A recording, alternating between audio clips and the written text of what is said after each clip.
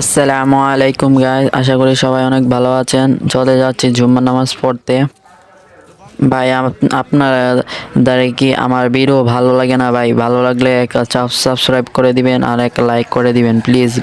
ভাই সাবস্ক্রাইব আর লাইক করে দিন।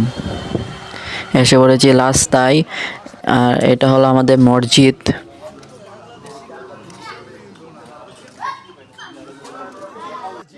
এখন আমরা মসজিদে ঢুকে যাবো। আমাদের হুজুরের বয়ান কেমন লাগে কমেন্টে বলে যাবে।